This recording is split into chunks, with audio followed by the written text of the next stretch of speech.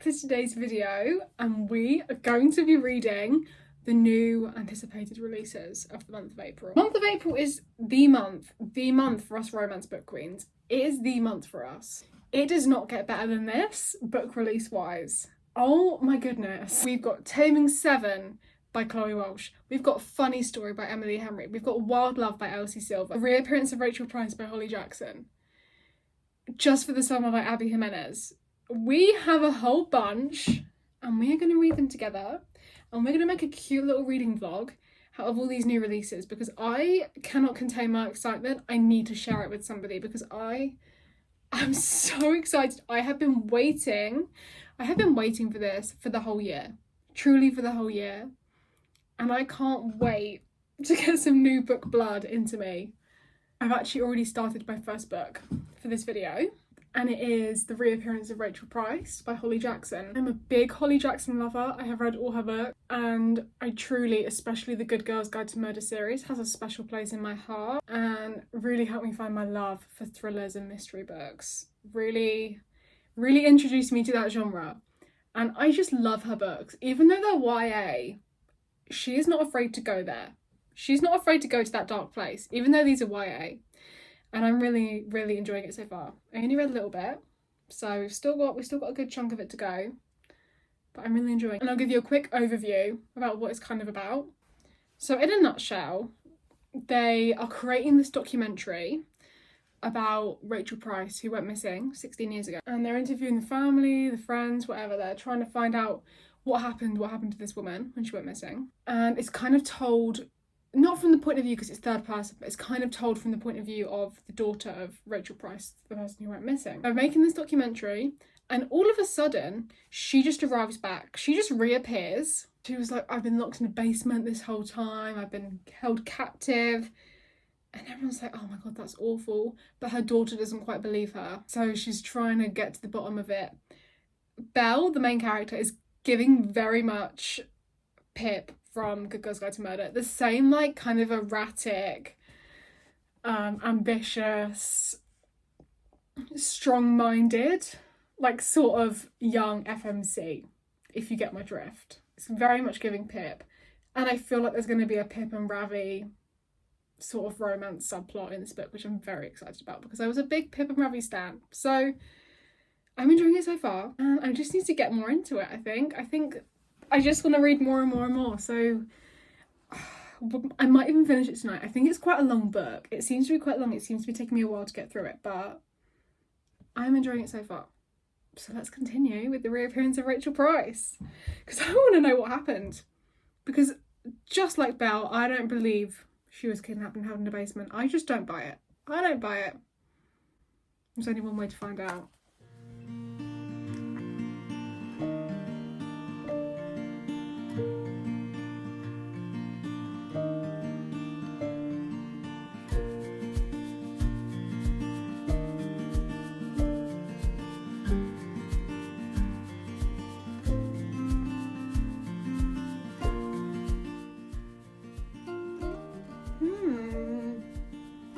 Interesting. Bit of a side eye right now. Oh, ultimate side eye. Belle, direct quote from Belle. Why can't people label their cryptic conversations better?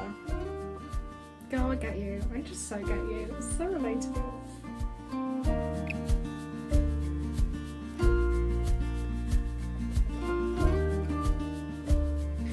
I love Ash. I think he's going to be like the Ravi. Well, he's like the Ravi star character. I just love him. He's just so goofy and silly and... oh.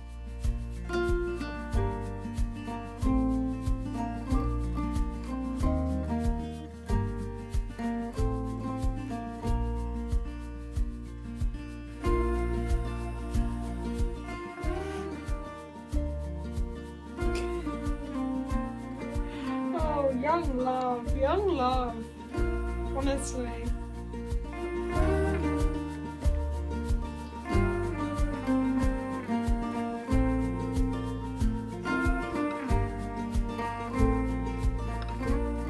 It's been a little while. you can see, I'm like thoroughly, my hair just looks like I've been thoroughly reading. I am 71% through. It's saying I have an hour and a half left, and I am just getting to the, like, I don't know, I feel like it's kind of starting to wrap up, but I also still have an hour and a half left, so I feel like it's probably not. I'm on page 312. I'm enjoying it so far. It's very much giving Frida McFadden, like the way she writes her thrillers. It's very much giving that, with a Holly Jackson-esque FMC. Yeah, I don't really have much more to say because I'm not really sure where it's going. I haven't quite figured out where it's going yet, but I'm hooked. So it must be doing something right.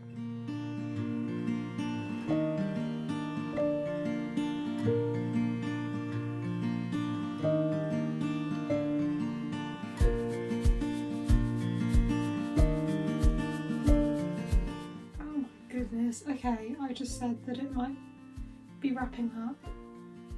No, the plot is just unravelling and unravelling. It's parts of the plot that's unravelling that I didn't even think had the potential to unravel. I thought that was the tight plot lines, but no. Chapter 40. Oh my goodness, we're in the thick of it now. We are in the thick of it.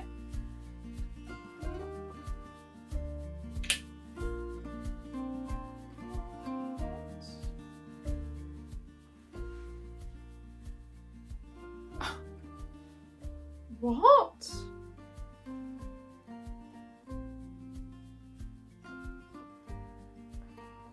No.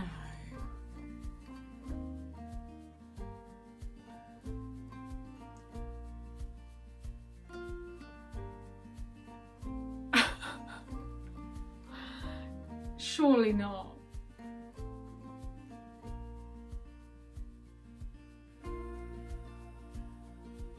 I just need some time to process what I have just discovered.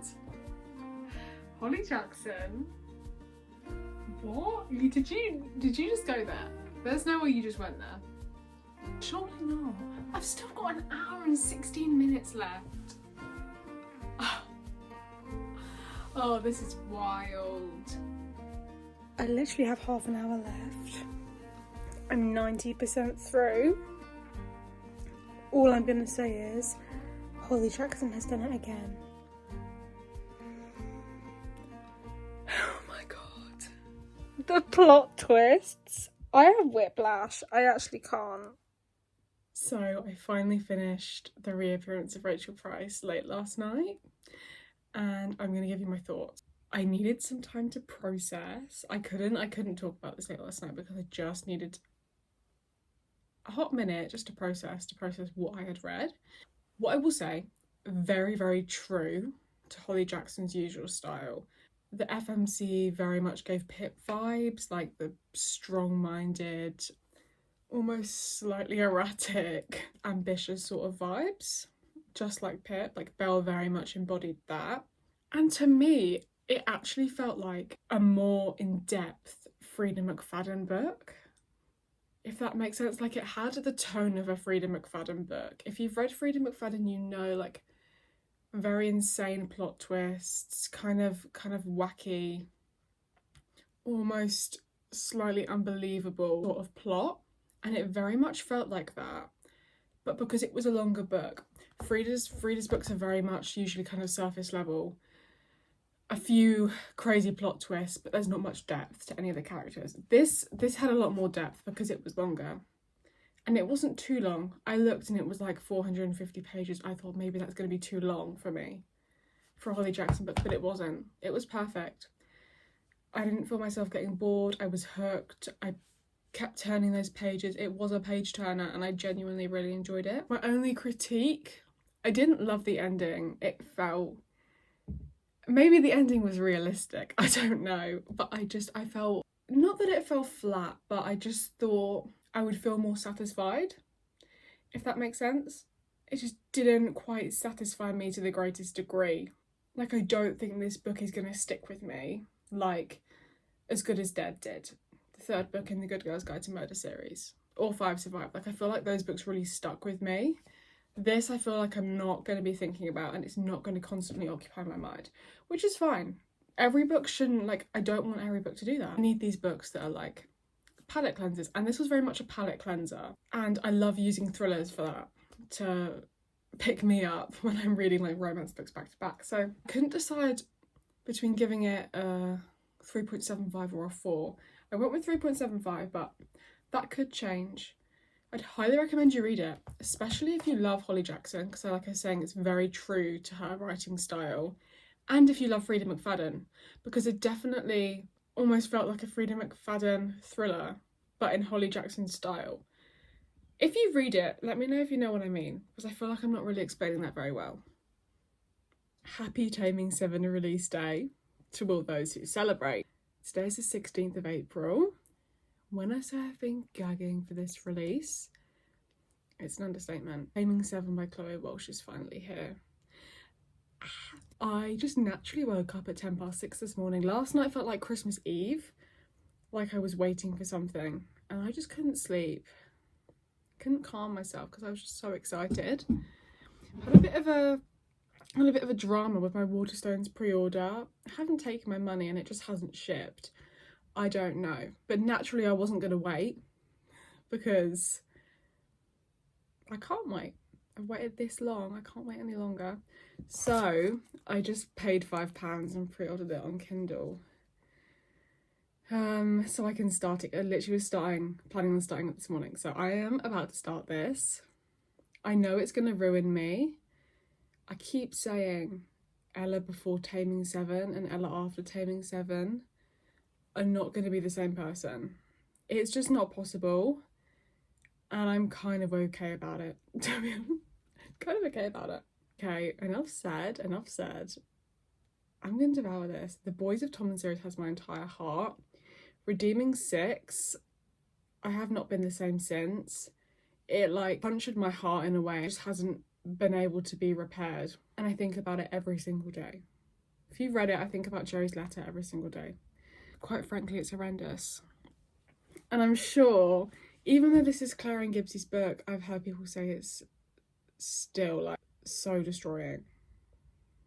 And Chloe Walsh knows how to write a sad book, so I'm hoping this is going to be everything I want and more. And I have some perfect little romance palette cleansers to get to revive me after this. I've already planned it all out, don't you worry. Oh my god. So we're going to start Taming 7. Stay tuned to hear my thoughts. I'm so excited.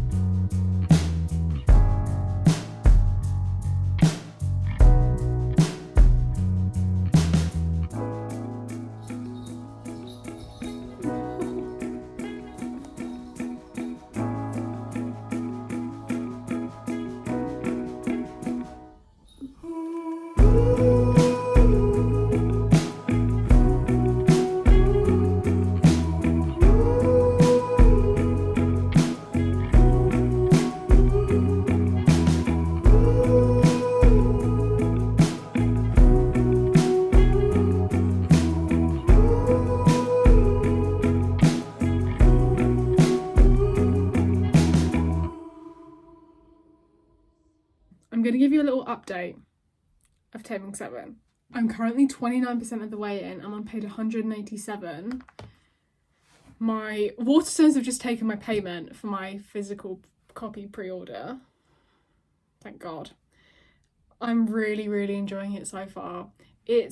I don't know why I'm surprised at this. It's definitely more like vulnerable and sad than I thought it was going to be. I was expecting this to be like cute romance vibes. I shouldn't have thought that because Chloe Walsh wrote it. So actually that was just delusion. But I'm really, really enjoying it. It's kind of too early to really give you give you any more information than that. The found family aspect of this book is to die for. If you know anything about me, you know I'm a friends to lovers girl. I will always be a friends to lovers girl. It's just in my blood, and it just actually makes me sick with happiness. I love it. I eat it up every single time. I can always read a friends to lovers book, always. So this was so highly anticipated for me, and I'm really enjoying it so far. Like I said, I feel like I can't give much to you yet because it's still so early, but just the vibes, like the way they talk to each other, the way Claire and Gibbsy interact, like seeing it from like a bystander's point of view, I am smiling, I am squealing, and it is just immaculate. Like the vibes are immaculate, and I'm really, really enjoying it. I have just gotten to the 50% mark of this godforsaken book.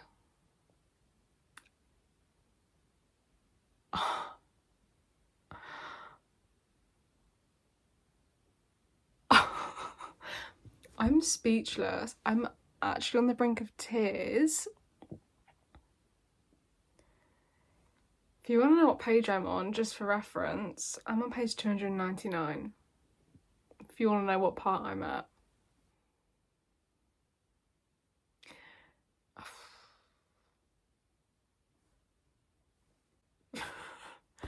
I actually have nothing to say.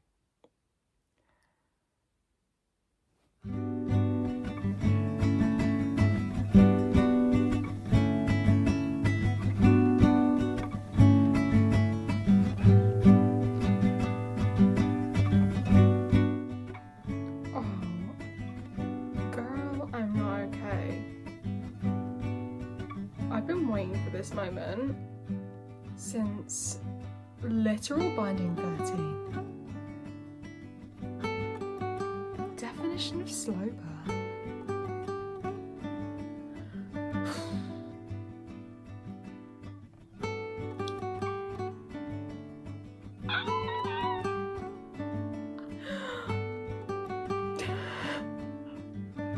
Oh my god. Okay, I can't do this. I can't do this. This feels like intimate. Obviously I'm not gonna spoil spoilers, but it feels like I shouldn't be reading. This is not my business. I feel like I should not be getting involved in this. Oh my god, Chloe Walsh. You just make everything so emotional for me. And it's a talent, because I'm not the sort of person that gets emotional at a book very easily. I don't usually let them affect me to an absurd degree, unless like there's specific authors that get into my soul, but not usually. And Chloe Walsh does it every single time. Oh, the found family literally kills me in the Boys of Tommen series. Oh my god. Okay, I'm gonna have to just go to bed. Because I don't think I can read this without having a mental breakdown, but like in the best way, you know? So it's the next evening. I came to you last night very excited, very giddy. Massive pivotal point happened in Taming 7 and I was not okay. Genuinely, I was not okay. I've read a bit more. I had to go to work today, unfortunately. I'm on page 425. Oh, 635. So 200 pages left. And I think it's going to take me about 2 hours. Just under, I reckon. I don't want to finish this. I'm 100% going to finish it tonight. It's 7:45 right now. So I'm basically just going to sit and binge. And well, depending on how I'm doing, you may not get my thoughts till the morning. Because I don't know what state I'm going to be in at the end of this. I might need some time just to decompress. And then I can give you my stripped down vulnerable review when I've composed myself. Oh my good god.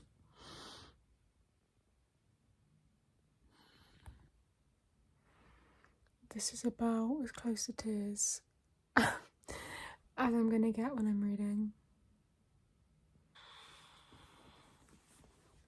I've just got to that part. If you've read this book, I've just got to the major part that happens at like 90% through. It's heavy. This is some heavy stuff. I don't know why I thought Claire and Gibbsy's book was going to be all butterflies and rainbows in comparison to 13 and 6. I feel actually sick. Like, I feel... Oh my goodness. It's the morning after I finished Taming 7. Got my cup of tea. Yes, in my grommet mug. If you're British, you know. And we're going to talk about it. Because the tea is so hot. Not this tea. The Taming 7 tea. First of all, loved it. First of all, phenomenal. Chloe Walsh has done it again. It did live up to my expectations. When I say Chloe Walsh, the audacity, the last 25% of this book, my jaw was on the floor. The audacity, like, why was it so heavy? She was just throwing all this emotional stuff out at me. And I thought, oh my goodness, give me a minute. I haven't actually processed the bomb you dropped 2 pages ago. Like, just give me a minute. This is too much. What she did with Gibbsy's character, I feel like some people are gonna hate, and I can't really say a lot without it being spoilers. Personally, I don't know, it gave the book some depth to me. It didn't feel flat. Like, I don't know how to say this without, like, I don't know how to say this and articulate exactly what I'm thinking. I don't know. Tea break. I would say it definitely had a different level of tone to Chloe Walsh's other books in the Boys of Tommen series. Like, it was nowhere near as painful as all the other books. Finding, Keeping 13, Saving and Redeeming. Nowhere near as painful as those books. It was still raw and still emotional, and there were still parts that were really, really, really hard to read. Really hard to read. And I kind of had to take a break at some point. I think you probably saw. I was like, there was one point where I just had to go to bed. I couldn't read anymore. I just had to go to bed because I couldn't deal with it. There were some parts that were hard to read, but it was nowhere near on Redeeming 6 level. I'm really interested to hear other people's thoughts because I feel like there's going to be some haters. I personally liked it. I gave it a 4.75. Like, I really liked it. It didn't quite hit the 5-star mark for me. I felt like the first 75% of the book, it wasn't that it was slow. I just felt like it was going round in circles. But it wasn't necessarily a bad thing. I wasn't bored. Like, I read the whole thing in just over 24 hours. Like, I wasn't bored. I wanted to read it. I wanted to turn the pages. But it just went round in circles for me. And one thing I will say, this is going to get a lot of hate me saying this, and it's probably very controversial, but very loosely, I feel like the vibes that Taming 7 brought were the vibes that Magnolia Parks was trying to give. In the whole, like, back and forth, push and pull, like, emotionally vulnerable characters trying to have a relationship. Like, I feel like Taming 7 brought what Magnolia Parks was trying to give. I feel like my review isn't sounding very positive. I loved the book. I nearly cried, and I don't cry, ever. I could not tell you the last time I cried at a piece of literature. Claire and Gibbsy have my whole heart. What I will say is Chloe Walsh never fails to put emotion into a book that you otherwise think is going to be tame. Well, as the title says, you think it's going to be tame, but no. She somehow manages to sneak in this emotion. Some may say it's unnecessary, some may say it's just adding trauma for enjoyment factor. And maybe there is an argument there, but I don't know. I feel like I need, like, these are just my very raw thoughts. I've had like 7 hours sleep and I've woken up. These are my raw thoughts. So, like, as I have more time to sit on it, maybe in my monthly wrap up, I would be more level-headed, and I would have had some time to process, and maybe my rating would change. If I can't stop thinking about this book, maybe it's going to be a 5-star. I couldn't tell you. I've been to work and back, and it's now the evening. I didn't realise I'm just editing this video, and I didn't realise how much I rambled and how much I talked. So I don't actually have time for another book for this video, for my highly anticipated releases. That being said, I still have multiple highly anticipated releases I want to read in like the near future. Wild Love, which I think I actually might start now. Funny Story by Emily Henry. I really want to read the new Sarah Adams book that came out on the 2nd of April. I'm definitely going to film another one of these videos, like a little part 2. So there's that to look forward to. That being said, I hope you enjoyed today's video, because I know I did. Oh my goodness, I have been thinking about Taming 7 all day. I've been like washing up at my hospitality job, making my coffees, and I can't stop thinking about Claire and Gibbsy. Specifically Gibbsy. But with that being said, Waterstones finally pulled through. Actually no, Waterstones didn't pull through. It's disgraceful from Waterstones, but while I was at work, my Taming 7 copy arrived. So now I get to go through with my like Kindle annotations and tabs that I made. I get to go through and add them to my physical copy. With all that being said, thank you for watching today's video. Stay tuned for the next reading new anticipated releases, spoiler-free reading vlog, because that will be coming. And I hope you have a lovely rest of your week, and I'll see you when I see you.